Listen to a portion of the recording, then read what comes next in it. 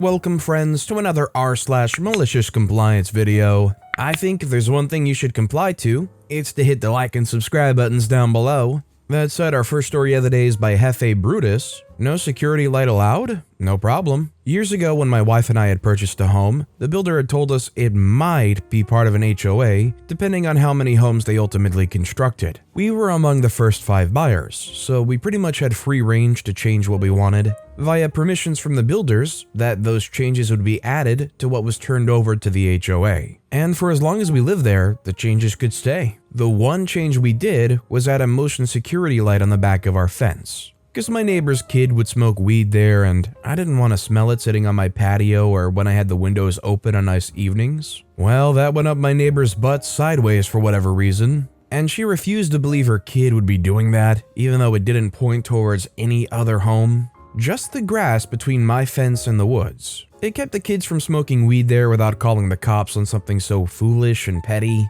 But since it was cleared from the builder, she couldn't do anything. Well, 6 months later, we end up with an HOA. And she makes it priority 1 to get the lights. Several other neighbors followed what I did whose homes faced the wooded area, removed. The requirement to get it changed since they were from the builder approved was 80% of the community. So the only votes to keep came from those of us on the back of the property. So we have to remove them being permanent changes. Not even 3 days later, her kid is again back there smoking weed. The HOA counter to why I had it was to call the police non-emergency number, but that's absolutely stupid to risk freaking some kid's life up because he wanted to smoke weed. When that's an issue his parents, who remember don't believe he does it, deal with. So now I'm pretty livid. This North American land whale cried to the point I had to remove a cheap and non-disruptive fix. She refused to be a parent and keep her kid from impeding on us. So it's time for me to be petty. The next day after her kid first went back there, I go out and buy a 12-foot section of 4x4 wire, concrete, a large planter, and 3 6,000 lumen floodlights, and build essentially a mini portable stadium light setup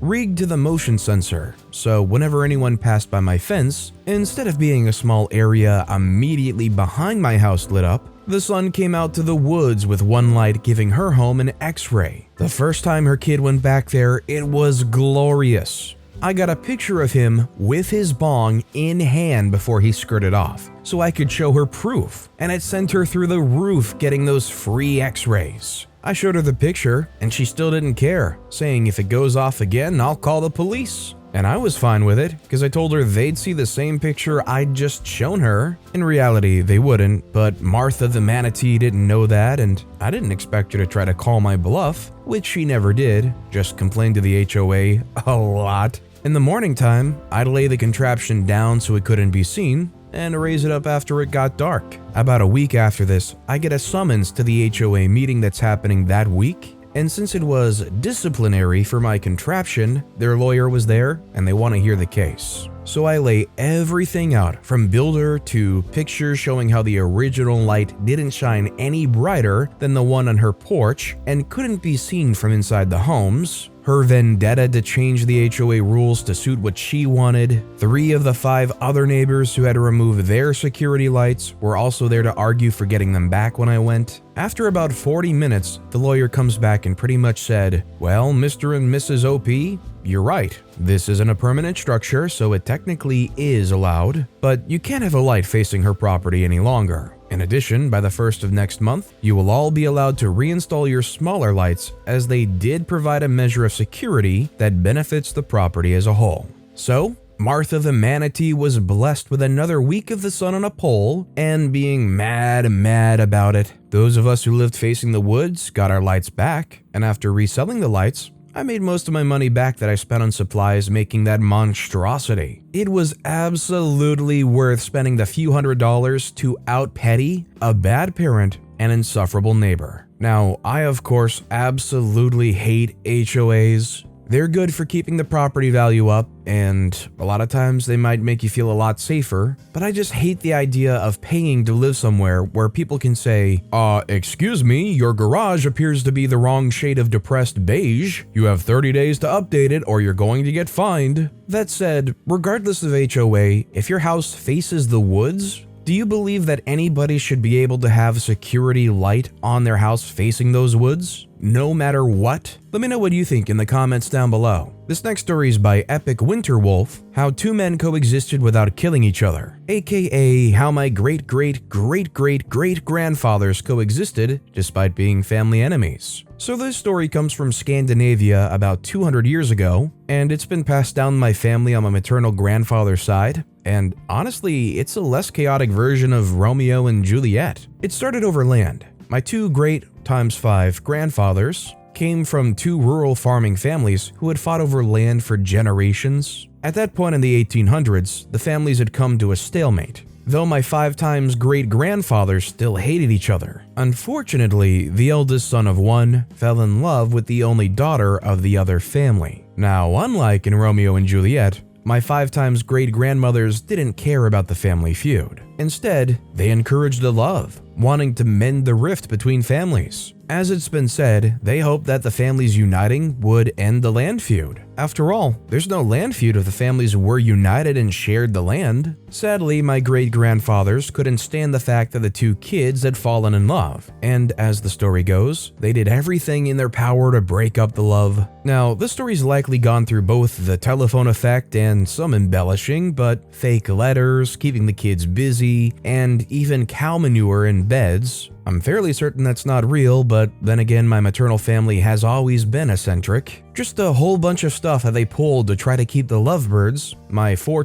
great-parents, from staying in love. Given that I'm here, it failed miserably, but this is where the malicious compliance comes in. So my 5 great-grandmothers reeled them in when it went too far. Something about too much beer or booze, mud, rats, and ruined flowers, and the crazy attempts to break the two up. This is also where the family began to shift to a matriarchal family. My 4 great-grandfather proposed to my 4 great-grandmother when they were in their early 20s. And needless to say, both my 5 great-grandfathers were not happy. They dug their feet in despite both efforts of my 5 great-grandmothers. However, their kids inherited the stubbornness, and all dozen of them rallied to help with the wedding. Now, despite both sides being Anglican, they weren't exactly completely upholdent to religion and did things their own way. Now, some of the details are lacking, but according to basic details, the families of both sides were dragged together for the wedding,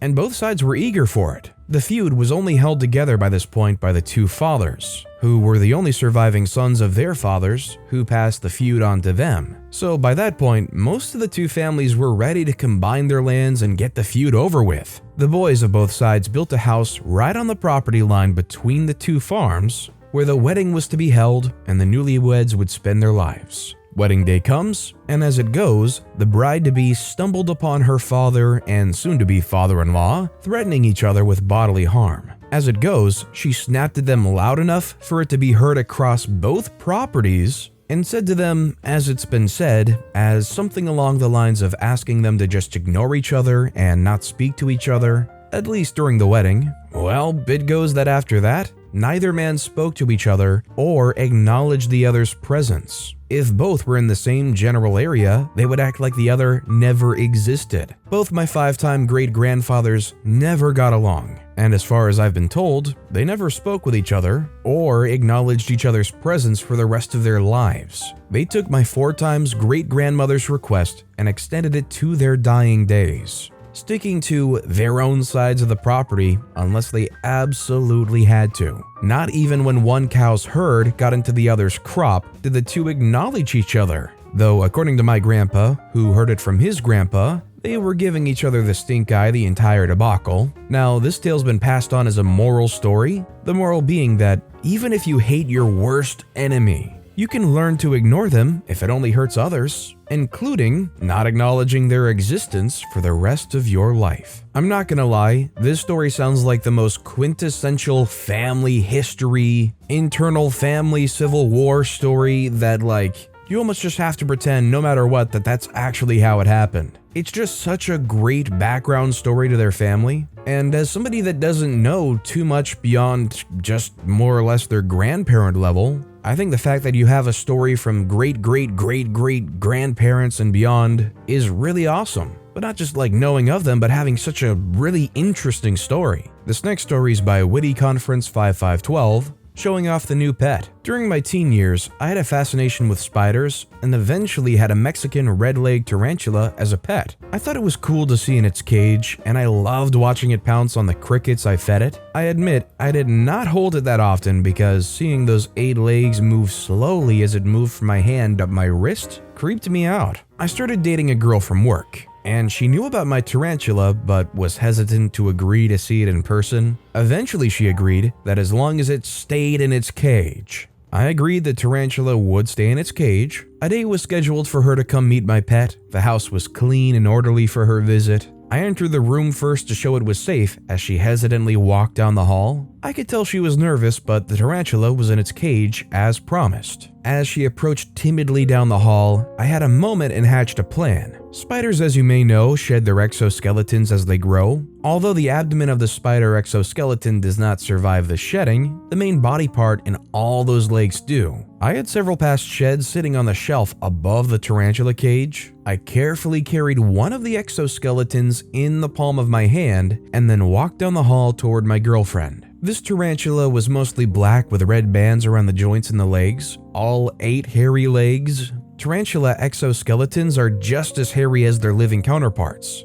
and this one was almost as big as my hand. My girlfriend looked down at my hand and saw 8 black and red tarantula legs and thought she was looking at a real spider. I swear, it was almost like those cartoons where the person comes to a complete and abrupt stop and their eyeballs pop out at what scares them, followed by their body, then spirit, then clothes, then eyes running away the opposite direction. She bounced off one wall, then the other. I found her at the front door hyperventilating and trying to grab the doorknob. She did not have the hand strength to turn the knob. Had she been able to open the door, I may never have found her again. It didn't help that I was laughing the whole time. Our relationship survived this encounter, and eventually she agreed the spider had stayed in the cage as required. She even bought me a pewter spider in memory of the occasion. The Mexican red leg is long gone, but I still have the pewter spider. Ah yeah, OP gets a new girlfriend, cleans up the house nice and orderly, brings her home and takes her to your room to show her your Mexican red leg tarantula exoskeleton. Really, the rom-com writes itself at this point.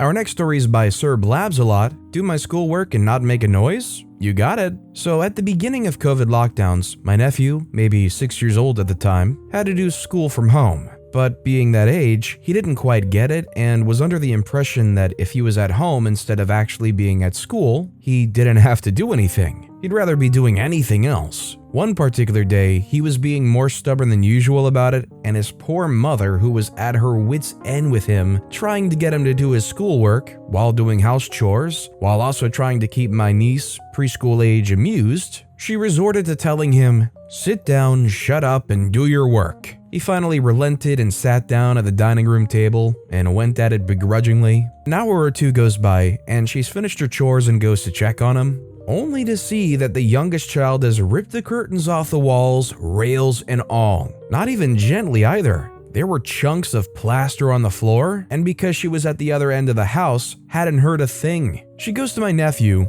"Why didn't you call me and tell me she was doing that?" And I kid you not, he looks her in the eye and with the straightest of faces simply says, "You told me to sit down, shut up and do my work. So I did. You can't learn that, you're born with it." This is definitely a very good malicious compliance and a wise kid from an early age, but I'm just stuck here feeling bad for that mom. That's a difficult situation to be in. You need 3 heads and 6 arms to take care of all those kids. And even that's probably not good enough. And our final story of the day is by Shroudum. I got the work van stuck and soaked some big shots. So I was working for the state road department. When I first transferred to this area, they had this beast of a Dodge Maxi van that no one liked to drive. My mistake was showing I could drive it okay. This one time, a bunch of big shots decided to go look at some future project sites. They took me along solely to drive, which pissed me off since I was not going to be working on any of the projects they were scoping out. It had snowed quite a bit overnight. The roads were clear, but not the shoulders or field driveways. They told me to pull over in this one field driveway that looked really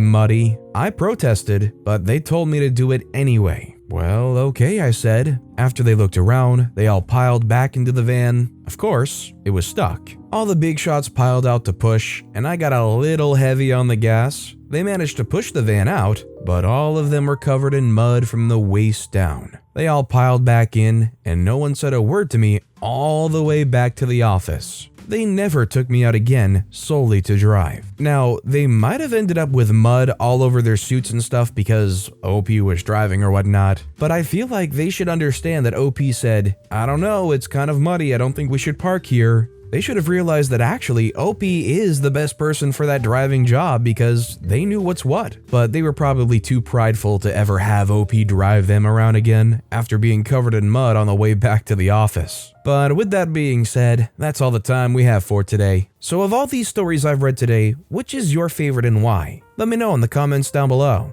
And if you haven't yet, if you could like and subscribe, that would mean a lot to me. Whatever you do, whether it's liking, subscribing, turning notifications on, all of it helps grow this channel and I appreciate the heck out of it. So until next time, I'll see you all tomorrow with some more stories.